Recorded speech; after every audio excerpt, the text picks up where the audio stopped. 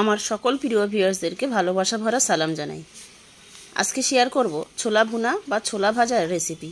অনেকেই তো অনেক রকমভাবেই ছোলা বানিয়ে থাকেন, তবে একবার হলেও এই রকমভাবে বানিয়ে দেখুন, খেতে দারুণ সুস্বাদু হয়। তাহলে আসুন দেরি না করে রেসিপিটি দেখে নেওয়া যাক। প্রথমেই মেজারিং কাপের 1 কাপ ছোলা নিয়ে ধুয়ে কিছুটা জল দিয়ে আমি 7 থেকে 8 ঘন্টা আগেই ভিজিয়ে রেখেছিলাম। ছোলা খুব ভালোভাবে ভিজে গেছে। তারপরে ধুয়ে কিছুটা জল দিয়ে নিয়েছি। প্রেসার কুকারের মধ্যে দিয়ে দেব। আজকে আমি ছোলা প্রেসার কুকারের মধ্যে সিদ্ধ করে নেব।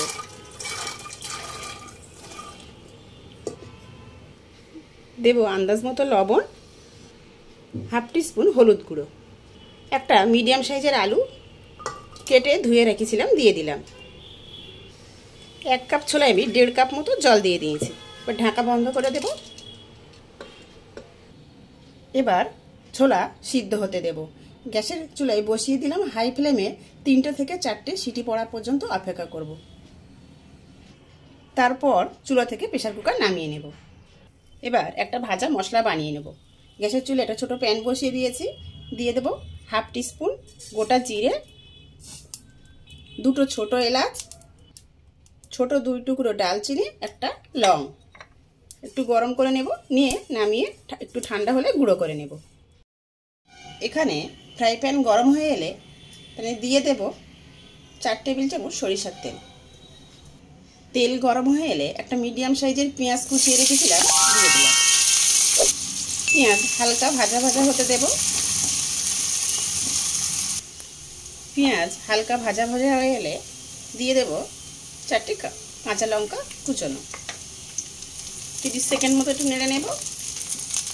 দেব 1 টিস্পুন আদা রসুন পেস্ট।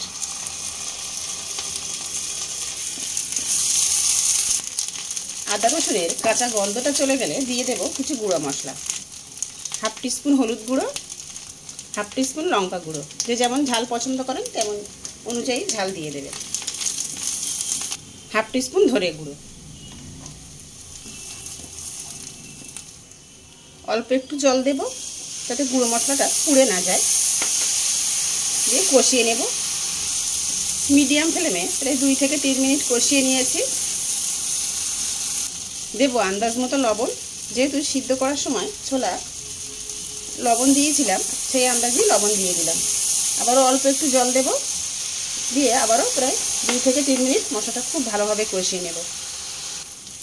মিডিয়াম ফ্লেমে মশলা খুব ভালোভাবে কষিয়ে নেওয়ার পর আবারও প্রায় 2 টেবিল চামচ মতো জল দিয়ে দেব। দিয়ে দেব যে আগে ভাজা মশলাটা বানিয়েছিলাম সব দিয়ে দিলাম। 15 থেকে 20 সেকেন্ড কষিয়ে নিলাম। এবার সিদ্ধ করে রাখা ছোলা আমি দিয়ে দেব। ছোলা খুব ভালোভাবে সিদ্ধ হয়ে গেছে, যেহেতু আমি প্রেসার কুকারের মধ্যেই খুব ঝটপট সিদ্ধ করে নিয়েছি। আপনারা চাইলে যে কোনো পাতিলের মধ্যেই সিদ্ধ করে নিতে পারবেন, সেক্ষেত্রে সময় একটু বেশি লাগবে। সিদ্ধ করে নেওয়া ছোলা আর আলু সমস্ত মশলার সঙ্গে খুব ভালোভাবে আমি মিশিয়ে নিয়েছি। এই পর্যায়ে দিয়ে দেব কিছুটা কুচনো কাঁচা লঙ্কা। এবার এই পর্যায়ে কিছু আলু আমি সিদ্ধ আলু একটু ভেঙে ভেঙে দেব, কারণ ছোলা একটু মাখো মাখো হবে, তাতে দেখতেও ভালো লাগবে প্লাস খেতেও খুব ভালো লাগবে। তবে সব আলু না, কিছু আলু দিয়ে দেবো। এভাবে দিয়ে মিডিয়াম ফ্লেমে প্রায় 3 থেকে 4 মিনিট একটু ভাজা ভাজা হতে দেব। সব শেষে দিয়ে দেব কিছু ধনেপাতা কুচোনো।